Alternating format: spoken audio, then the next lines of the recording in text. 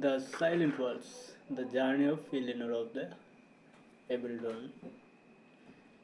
In the fair reaches of the medieval Europe, beyond the carved swords and fog-covered forests, there stood a quiet little village called Abildon.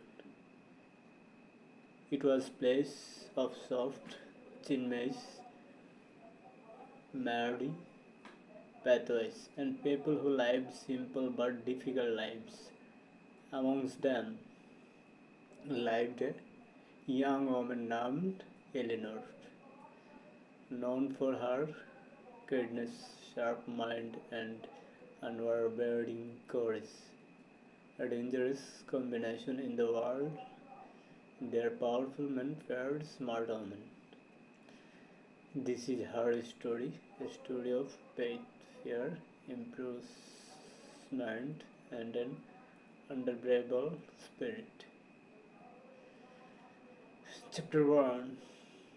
The girl who listened to the wind. Eleanor had always been different. She heard things others ignored. The shifting wind, the warnings in a storm, the soft tremble of fear in a stranger voice.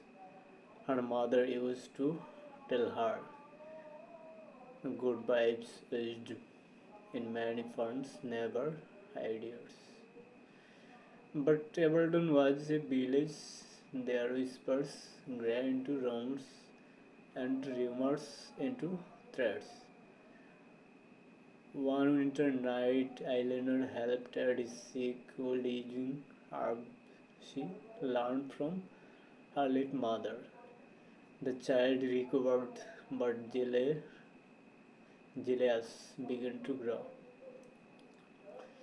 A few villagers accused her of knowing too much, of meddling with nature, of being different. And in medieval times, being different was often a crime. The night the game came, it was nearing dawn when Eleanor heard a fast pounding on her door outside. Torches burned like angry suns. The local magistrate shouted. She had no time, no pick, no time, no react, no time to react. They bound her hands and dragged her into the cold village square. Her neighbors watched, some with pity, others with fear, and a few with cruel satisfaction. She was accused misconduct, defense, and disturbing order. Begu charge convent charge. She was taken miles away to Crowhurst Fortress, a massive stone prison known for its silence and the secrets buried inside. The Fortress of Shadow. Crowhurst Fortress was not designed for comfort. It was were thicker than Castle Tower. Its corridors cold and narrow. Its walls dimly lit by weak torches that flickered like dying stars. Eleanor was placed in small stone cell with straw bed and single arm bucked. The heavy door closed with metallic thunder that echoed through her bones. But Eleanor did not try. She closed her eyes and whispered, "The past or maybe this was unclear inside those walls." She was questioned again and again by The warden, a man who believed fear was the key to obedience, but she never confessed to anything she did not do. The other prisoners. One night, Eleanor heard faint whisper from the cell next to hers.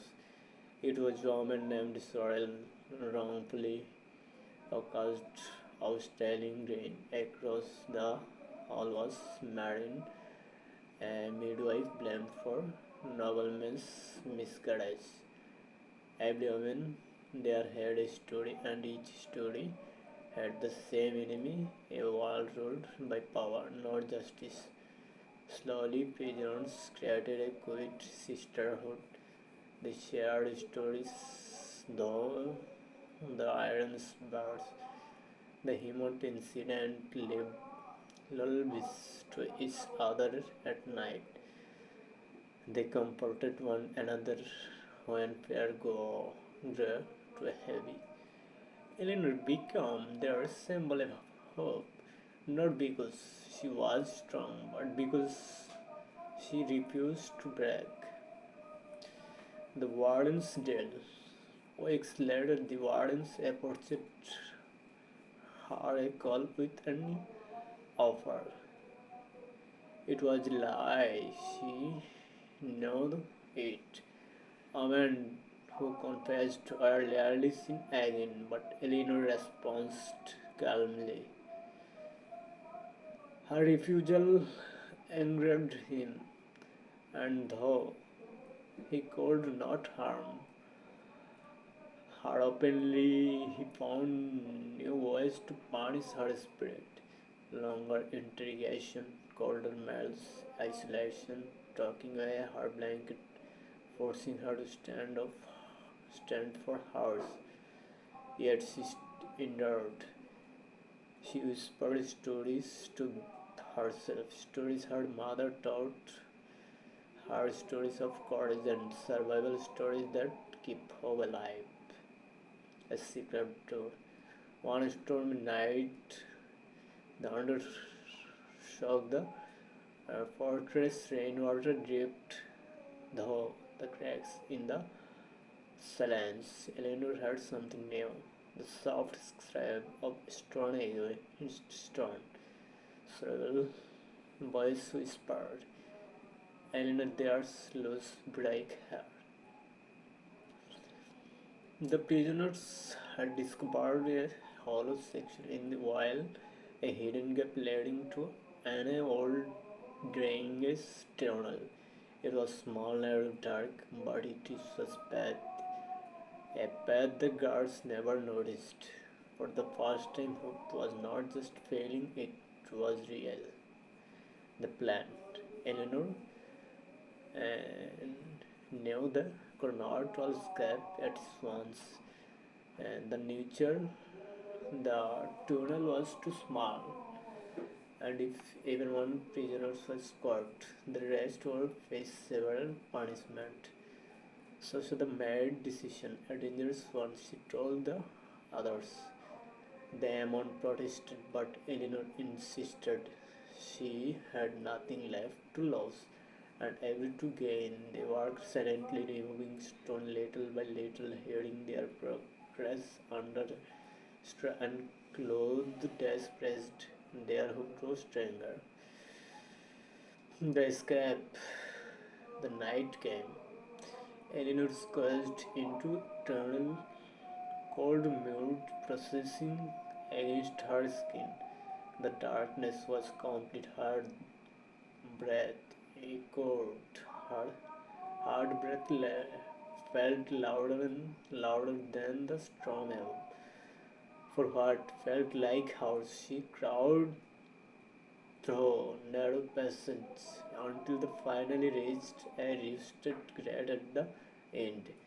With trembling hands, she paused the greatest lost and then popped free. She emerged behind the fortress near the forest line. For the first time in months, She felt fresh air. She did not run, she did not scream. She simply whispered. The the forest was cold and unwelcoming. Wolves howled in the distance, but Eleanor kept walking, guided only by the faint moonlight peeking through the stress. The travels for miles until she reached Ravenhold, a neighboring town. There she found an old scholar named Hermione, once friend of her mother. When he saw her bright and in frame, he knew instantly. Harvin took her in, fed her and listened to her story, and when she finished, he said, "The petition." Harvin had influence, not much, but enough. He gathered a small group of scholars, merchants, and clerics together. They drafted petting, accusing Crowhurst warned of injustice, cruelty, and unlawful imprisonment. Over weeks, signature grew, the town perished, the blacksmith grilled, even noblewoman who once knew Eleanor's mother. Finally, they presented the petition to the regional council, powerful men who rarely listened to commoners. But Eleanor stood before them, steady and firm. She spoke not of anger, but of truth, not of ravens, but of justice. Her courage moved them.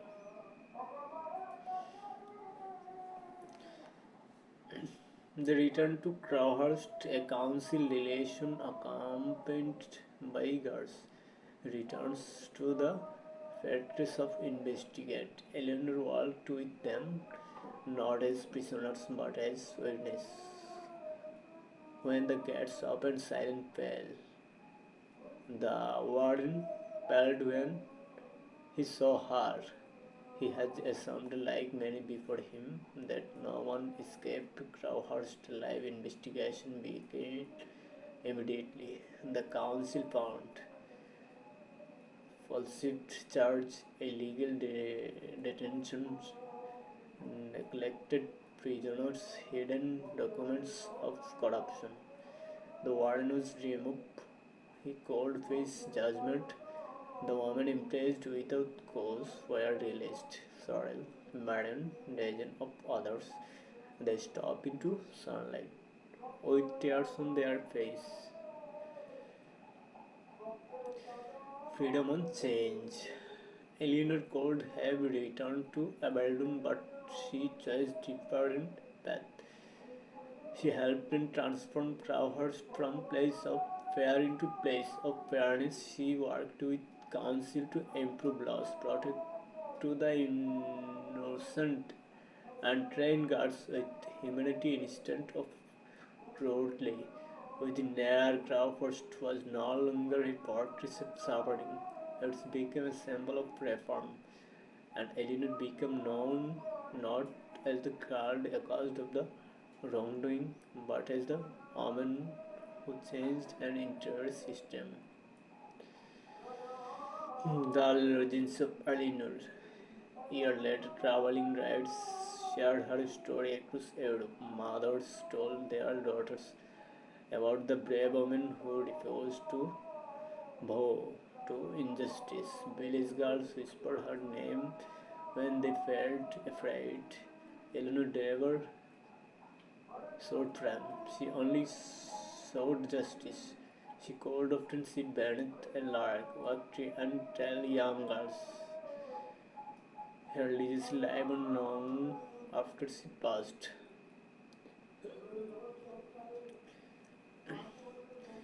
Rehearsed footage still stands today not as a present but as a reminder of women's cause.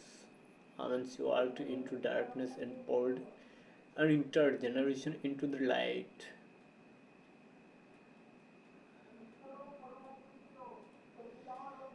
So therefore, thank you so much all watching my video. So this channel like and subscribe all. Thank you so much. See you soon tomorrow again a new video. So thank you so much.